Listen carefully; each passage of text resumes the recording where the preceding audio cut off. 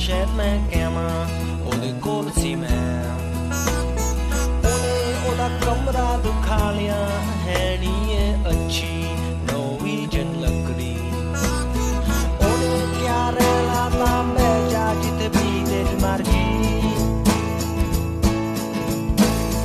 ਮੈਂ ਆਲੇ ਦੁਆਲੇ ਦੇਖਿਆ ਕੋਈ ਉੱਥੇ ਕੁਰਸੀ ਨਹੀਂ ਸੀ ਮੈਂ ਦੂਈ ਤੇ ਬਹਿ ਗਿਆ ਸਮਾਂ ਸੋਚ ਕੇ ਉਹਦੀ ਸ਼ਰਾਬ ਪੀ ਕੇ ਅਸੀਂ 2 ਵਜੇ ਤੱਕ ਗੱਲਾਂ ਕੀਤੀਆਂ ਫੇ ਉਹਨੇ ਕਿਹਾ ਸੌਣ ਦਾ ਸਮਾਂ ਹੋ ਗਿਆ ¿Cuántos te faltan para 100.000? Unos 550 o algo así. Bueno, está bien, ¿no? Yo creo que se puede conseguir. Hacemos un llamamiento, 550 seguidores, ¿no? Sí, followers para Twitter. Y cuando te llegas a 100.000, Twitter te da llama un... Rajoy y te invita a la Moncloa. Sí. Para que, y O te pone un pregunta tuit por que cómo lo haces. Para tener tantos. Sí, exacto. ¿Cómo estás, Ramón?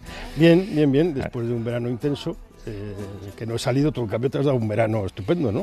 Bueno, he hecho lo habitual, tampoco he hecho nada del otro mundo, no Claro, he ido a habitual es, Indonesia ni nada de claro, esto. lo habitual es que sea estupendo. Pero eso sí que es verdad, sí, sí. ¿Tú ibas a ir a Estados Unidos? ¿No has ido? Sí, No. pero quedó aplazado a primavera, otoño, ya veremos. Y me he dedicado a una novela que he terminado, pero me falta ahora la de edición, que es lo más complicado. Que es lo que decía Lobo Antunes, que cuando terminas una novela, debajo de la hojarasca hay un libro. Entonces hay que limpiar. Volver a leer y volver a reescribir. No te metes con nadie en el libro, ¿no? No, si hay alguien que O se sea, da por si hay alguien que se da por aludido será. Porque tiene que ver con periodismo el libro, ¿no? Sí, tiene que ver con periodismo. Sí. Es un grupo de periodistas que cómo les afecta la crisis. Está situado en Londres todo esto. ¿Y el viaje cuándo lo vas a hacer entonces? ¿El de Estados Unidos? Digo? No sé, yo quería Porque ahora... tu idea, creo, recuérdamelo si no, era alquilar una caravana y hacer caravana una no, especie de ruta Trump. porque iba a ir yo solo, entonces... Bueno, un coche con un asiento reclinable, ¿no? Exacto. Y hacemos un buen viaje de 3 o 4 meses por Estados Unidos, pero ahora me da un poco de miedo, ¿no?, con esto de Trump. Y también quería ir a Normandía, porque quiero hacer el desembarco de todas las playas, y ir a buscar la tumba de mis abuelos franceses. Mira, ayer Ana Morgado me contó que había estado por la zona de Normandía, le pareció fabulosa. Nunca Sí, en noviembre es precioso. Sí. Oye, ¿Trump te ha dado mucho este verano? ¿Mucho que pensar? Sí. La verdad es que entre Trump y los atentados de la Rambla se ha dado un verano bastante complicado. Y esta semana que viene sale el libro de Hillary. Sí, creo que mañana sí. ¿Hoy qué día es? ¿Hoy es 10? Hoy es domingo, no sé, es el día 10 de septiembre. Sí. Mira, mañana 16 años del 11S, el martes sale creo el libro. Y el 11 de la Diada y el 11 del golpe de Estado contra Allende. Es verdad. Sabes que el libro se llama ¿Qué pasó? Y es la primera vez que ella hace un poco balance de por qué perdió unas elecciones que tenía que haber ganado, lógicamente, como decía Bernie Sanders, compitiendo contra el peor contrincante de la historia política de Estados Unidos. Y ella dice que son dos cosas. Una, su incapacidad para transmitir un mensaje claro. Dice que, por ejemplo, el mensaje de Donald Trump de hacer América mejor es un mensaje muy bueno que ella no supo contraatacar. Y segundo, dice la misoginia. Dice, a mí me han vencido 3 personas que son misóginas, que son Donald Trump, Vladimir Putin y Julian Assange, con la filtración de los correos. Sí, ella tiene algo de razón. Yo creo que, aparte que es un personaje muy complicado porque no transmite ninguna empatía, da la sensación que es una especie de reina que va por ahí, y que es muy falsa y que está contaminada con toda la basura de la política, Trump mucho más, ¿no? Pero sí es cierto que yo creo que ha habido algo de machismo, el hecho de que sea una mujer inteligente. Absolutamente. Eso es algo que no se soporta. Como en el caso de Obama, había racismo. Está tan incomprensible también como que el 50 y pico % de las mujeres blancas votarán por Donald Trump, que es el dato que a mí más me llama la atención de todo lo que pasó entonces. Se mete mucho, por cierto, con el New York Times, con su periódico. Dice que le resulta siempre un poco extraño que en sus páginas editoriales apoyaran su candidatura, pero que cubrieran con tanta perseverancia la filtración de los correos, ¿no? Como diciendo, no, yo quiero que me apoyéis, pero no quiero que hagáis periodismo. Claro, no sé. Aquí cada uno cuenta en la feria como le va. Ahora hay una lista de los posibles 20 candidatos demócratas en las elecciones de 2 años y medio, 3 casi, y el número 1 sigue siendo Sanders, que claramente se está preparando para intentarlo otra vez. Sí, no como Hillary, que una de las pocas cosas que se pueden deducir del libro, creo, es que da su carrera por terminada. Sí, ¿no? Oye, una de las cosas que queremos hacer también de esta temporada es que tú, de todas las cuentas de Twitter a las que estás abonado y de todo lo que te mandan tus seguidores o tus amigos, destaques un tuit del ámbito internacional, digamos, que te haya llamado la atención, no por su gracia, que es es lo último que me interesa, sino por su sorpresa, ¿no? Pues hay dos. Uno de Trump hace unos días que decía que daba permiso para vender armas sofisticadas a Japón y Corea del Sur. Con lo cual, todo esto de rollo de Corea del Norte, que es para vender armas. Y después hay otro muy reciente que es Pray for Washington, habla de los incendios, rezar por Oregón, por Montana. Sí, siempre que pasa algo hay que rezar. Sí, por Texas, ahora por Florida. Y entonces hay al final una cosa que dice, no reces y vota por gobiernos que creen en la ciencia. Exacto, no que cierren. Porque ahora lo que tenemos en Florida, ahí hay un gobernador que no cree en el cambio climático. Sí, lo que decía yo antes, que también ser gobernador de Florida y no creer en el cambio climático es estar un poco ciego, porque es el primer estado que va a ser enterrado por el agua en cuanto suban unos pocos centímetros el nivel, ¿no? Un poco de eso vamos a hablar ahora, venga. Some things are long forgotten. Some things were never said. We were on one endless road, but I had a wandering heart. I said we were opposite lovers. You kept trying to prove. ¿Tú has vivido algún huracán? Viví una cola de un huracán que no recuerdo cómo se llamaba. Fue cuando la 40ª Asamblea de Naciones Unidas, y me tocó en el avión de Felipe González regresando de Nueva York a Washington, pues tenía que hacerse la foto con Reagan. Sí. Y bueno, el avión era la cola y el avión no paraba de subir y bajar. Yo he vivido alguno, más de uno, en Florida. El último recuerdo fue el Irene en el 2011, si no recuerdo mal, agosto del 2011. Y fíjate, lo que más recuerdo no es el huracán en sí, que ya llegó casi en forma de tormenta tropical donde yo estaba, sino las horas antes de que llegara, porque veías, era un sol tremendo, pero veías una masa negra ingente que se aproximaba hacia ti. Sobre todo veías a la gente salir, los puentes colapsados. Sabes que ahora mismo, por ejemplo, en Florida se han cerrado los puentes porque los vientos ya son de más de 40 millas por hora, ¿no? Pero es esa inquietud de que algo va a pasar y no sabes muy bien lo que va a pasar. Tienes que aguantar ahí a ver qué pasa. Y algo está pasando. Porque algo está pasando porque dos huracanes... vamos a hablar ahora, ¿no? Hemos tenido el Harvey, que no solo ha sido el Forza 4 como el Katrina, pero es que además se ha comportado de una forma muy extraña, porque normalmente los huracanes lo que hacen es entrar, tocan tierra, se convierten en tormenta tropical y se van diluyendo. Aquí no, se ha quedado encima de Houston, se quedó, luego volvió a salir, se fue a Luisiana, y estos ahora tenemos dos huracanes tremendos, uno que ha llegado a fuerza 5, que es el primero que ha mantenido tanto tiempo la fuerza 5, y hay otro fuerza 4 detrás, o sea que estamos con una serie de huracanes seguidos muy fuertes que no es lo habitual. Y las cifras son devastadoras, son 70 muertos, 18 desaparecidos, miles de personas evacuadas, un coste final de más de 80.000 millones de dólares. Sí, y ahora viene el José, que va a hacer casi el mismo recorrido, con lo cual todas las islas estas de las Antillas, Barbados, Martinica, todo esto lo van a volver a padecer. Cuba ha salido, parece ser que bien se ha hecho muy bien la evacuación, han evacuado hasta delfines. Sí, lo han hecho muy bien, y ahora veremos cuáles son los daños. Y ahora se dirige a Florida, que parece ser que va a ser un huracán, aunque ya es fuerza 3, si no vuelve a coger viento, será el más grave desde Andrew en el 92. Sí, pero gracias a la suerte, porque la ruta del huracán se ha desviado un poquito hacia el oeste y así se ha evitado que pase exacto por Miami. Claro, ahora va a Tampa, que va a ser la primera vez desde 1921 que va a tener un huracán fuerte. Tú has repasado un poco los huracanes en las últimas décadas.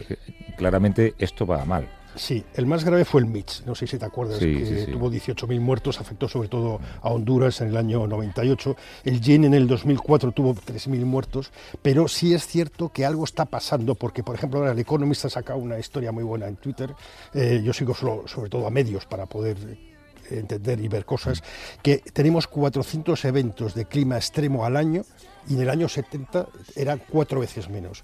Estamos hablando de Florida, pero hemos tenido monzones en la India, la mitad de Bangladesh sigue inundado, ha habido inundaciones en África, con Sierra Leona ha habido más de 1.000 muertos en Freetown. Es decir, algo está pasando con el clima, es evidente que lo está viendo todo el mundo, pero no todo el mundo lo ve.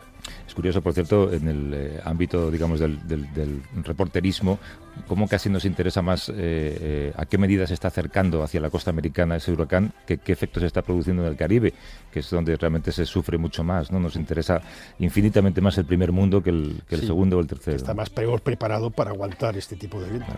José Luis García Ortega es responsable del programa de cambio climático en Greenpeace España. ¿Cómo estás, José Luis? Buenos días. Hola, buenos días. Buenos días. Decía Ramón que algo está pasando. ¿Qué es lo que está pasando? Pues lo que está pasando fondo es que estamos, lo que los científicos ya nos habían avisado desde hace muchos años, estamos provocando un cambio climático, estamos calentando la atmósfera, calentando el mar de forma excesiva, y esto, entre otras muchas consecuencias, tiene que la probabilidad de que los huracanes sean cada vez más fuertes está ahí, y ahora estamos viendo, pues eso, la consecuencia, pero cuidado, estamos viendo las primeras consecuencias, porque esto no son hechos aislados, es decir, es una tendencia que si no hacemos nada, si seguimos como hasta ahora, veremos cada vez más. Y además los veremos sobre todo en esa zona del planeta, que como todo el mundo sabe es donde más huracanes se concentran. ¿No te parece paradójico que el gobernador de Florida todavía siga negando el cambio climático precisamente allí? Pues no solamente es paradójico, sino que realmente hay una responsabilidad que hay que exigirle a todos estos negacionistas que han llegado al gobierno, tanto al gobierno de Estado como al gobierno federal en Estados Unidos. Realmente tienen una responsabilidad muy grave, porque ese negacionismo ha provocado que no se haga nada para prevenir el problema, por el lado de la causa, es decir, de seguir, pues como ha hecho Trump, que es sacar a Estados Unidos del Acuerdo de París y, por tanto, dejar de contribuir, el segundo país que más emisiones tiene actualmente y el que más ha tenido en toda la historia, por tanto, el que más responsabilidad tiene en el problema del cambio climático, se retira y deja al resto del mundo que asuma la responsabilidad. Esto realmente es inaceptable y es vergonzoso. Ahora le está llegando una parte de las consecuencias, pero no solo le llega a Estados Unidos, le llega, como habéis señalado, a todos los países del Caribe esta consecuencia. Hay otras muchas consecuencias, lo hemos visto también con los monzones, como han barrido el sur de Asia, y etcétera. Hay muchas más consecuencias del cambio climático que se reparten por el planeta. Pero una consecuencia común que tienen es que se ceban especialmente con la población más pobre, claro, más vulnerable, que también la hay en Estados Unidos. Es decir, los más afectados en Estados Unidos, y también lo hemos visto en Houston, son las personas más pobres, porque pues son las que viven en zonas más desprotegidas, edificios más débiles, etcétera, ¿no? Lo hemos visto en Houston y no digamos en Nueva Orleans. Precisamente déjame sumar a esta conversación, porque además tiene la amabilidad de atendernos Albert Martínez, que es geógrafo, es divulgador científico, es meteorólogo en el canal de televisión Univisión y nos atiende en directo desde Houston. Son 7 horas menos. Albert, buenos días. Hola, buenos días. Buenas noches. Sí, o lo que sea, ¿no? Porque no quiero ni pensar las horas que llevarás trabajando. Sí. Nos cuentas muchas horas. Nos cuentas lo último sobre la ruta y un poco la fuerza del Irma. Pues mira, ahora mismo, hace 15 minutos, el Centro Nacional de Huracanes ha actualizado la intensidad de Irma, lo ha vuelto a intensificar a categoría 4, a pocas millas de Key West, del sur de la Florida.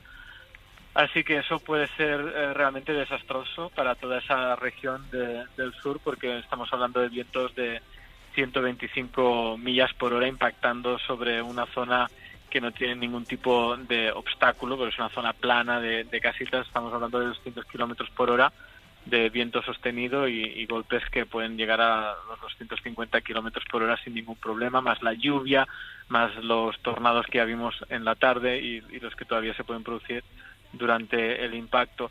Y luego la trayectoria, que se mantiene una trayectoria norte-noroeste y es una gran amenaza para todo el oeste de la Florida. Ciudades como Naples o Tampa podrían ver una subida del nivel del mar ciclónico, lo que se conoce como marejada ciclónica, muy bestia. Estamos hablando de 9 o 10 pies de altura, que traducido en metros estaríamos hablando de unos 3 metros de altura en muy poco tiempo, lo que podría inundar toda la primera línea de costa. De hecho, ya muchas zonas de los Everglades del suroeste ya están inundados y, evidentemente, conforme Irma se vaya moviendo en esa categoría 3 hacia Tampa, por ejemplo, los problemas pueden ser mayores. Puede ser un desastre para toda esa región de la Florida. Una de las cosas que nos sorprende, sobre todo, es el comportamiento de estos huracanes, porque, por ejemplo, Harvey, que lo tuvisteis encima de Houston, se comportó de una forma anómala, porque normalmente los huracanes entran en tierra, no se quedan encima de las ciudades o vuelven al mar. Sí, lo que pasó en Texas con Harvey es que la situación sinóptica, ¿no?, la configuración, de alguna manera, como estaba la atmósfera, fue peculiar. Teníamos un frente frío en el norte de Texas, con aire muy seco, que impedía que Harvey fuese hacia arriba. Tenemos que tener en mente que un sistema, una baja presión, ¿no?, que en el fondo un huracán no es más que una baja presión muy muy profunda, necesita humedad, ¿no? Para crecer, necesita el agua caliente, el vapor de agua del océano, y cuanto más caliente mejor. Por eso le gusta el Golfo de México, porque está muy caliente para crecer. Cuando se mete en tierra, pues pierde ese combustible, ¿no? Esa gasolina, y se va debilitando. Pero ¿qué pasó en Texas? Que había el frente frío con aire seco detrás y era una barrera natural, de modo que no podía ir hacia arriba. Y al no poder ir hacia arriba y tampoco virar hacia el oeste, porque había lo que luego terminó siendo Katia, otro sistema, se quedó anclado en el sur de Texas. Y por eso durante 3 días, que fueron 3 largos días, pudo dejar esas 56 pulgadas casi de lluvia, que traducido en litros fueron 1.300 litros sobre el condado Harris, que es el condado de Houston. Esa barbaridad de agua. Yo os preguntaría a los dos, José Luis y Albert, ¿tenemos que acostumbrarnos a esto? Bueno, acostumbrarnos no, lo que tenemos que hacer es hacernos a la idea de que esto es una tendencia que va a más y por tanto lo que hay que hacer es actuar. Es decir, lo que no tiene sentido es darlo por hecho como si fuese un fenómeno natural, porque no lo es. Lo que estamos es provocando que estos fenómenos que eran naturales sean cada vez más agresivos y dejen de comportarse de forma natural. Por tanto, claro que tenemos que hacer algo, y ese algo es, punto primero, cumplir estrictamente lo acordado en el Acuerdo de París. Pero eso significa que hay que transformar la economía y cuanto antes abandonar la quema de combustibles fósiles, que sabemos que es la causa del problema. Estabais hablando del Golfo de México y precisamente allí pues hay una cantidad enorme de plataformas petrolíferas que lo que están haciendo es extraer el combustible, o uno de los combustibles, el que más contribuye al problema del que estamos hablando. Albert. Sí, bueno, parar de quemar fósiles mañana mismo no frenaría ni el cambio climático ni nada. Quiero decir, eso está también más que demostrado.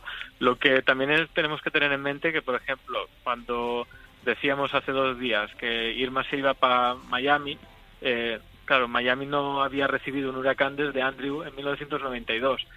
25 años. ¿Quién se acuerda de hace 25 años? Yo tengo 35.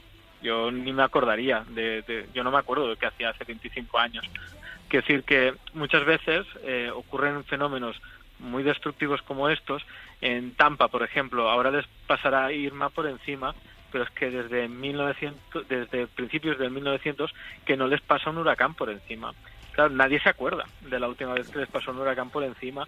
No están preparados porque nadie se acuerda, no les ha pasado durante 100 años, igual que en Houston. Hacían el periodo de retorno de lluvias de 1.300 litros en Houston es de 1.000 años. Pues claro, que eso ocurra una vez, pues ok. Lo que también está el hecho de que cada vez hay más gente viviendo en más zonas, urbanizamos más. La liberación del suelo ha sido uno de los problemas en Houston, ¿no? Exacto. Por ejemplo, en Houston es todo asfalto. En Miami, por ejemplo, afortunadamente no puedes construir una casa sin esa casa no puede aguantar un categoría 4. Eso es lo que tenemos que hacer, es pensar en dónde construimos, cómo construimos. Si construimos una zona que es inundable, pues hacerlo pensando en eso. Sí, pero... Si construimos una carretera, construir pensando y no construir por construir. Sí, pero mientras nosotros hacemos eso, también los políticos deberían pensar que las consecuencias de las decisiones que toman ahora seguramente se van a sufrir dentro de 25 o 30 años. Tenemos que dejarlo aquí, pero os agradezco muchísimo a los dos esta colaboración. José Luis García Ortega, que es representante del programa de cambio climático en Greenpeace España, y Albert Martínez, que es geógrafo, es divulgador, científico, es meteorólogo en el canal Univisión, que nos ha hablado en directo desde Houston, donde lo pasaron muy mal hace muy poco y desde donde siguen ahora mismo el devenir del huracán Irma. Albert y José Luis, muchísimas gracias. Un abrazo. Gracias, buenos días. Hasta luego.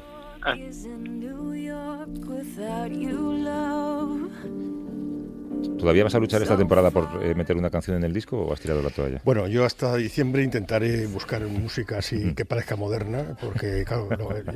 ¿De qué me acusas? ¿De ser pretencioso? No, porque yo, claro, en mi época son Bee Gees y si me quiero poner intelectual, pues... Acabas de empezar muy mal.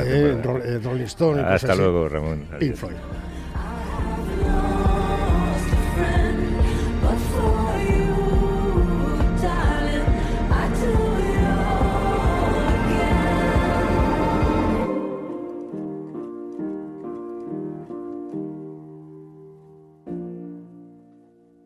A vivir que son 2 días. Javier del Pino.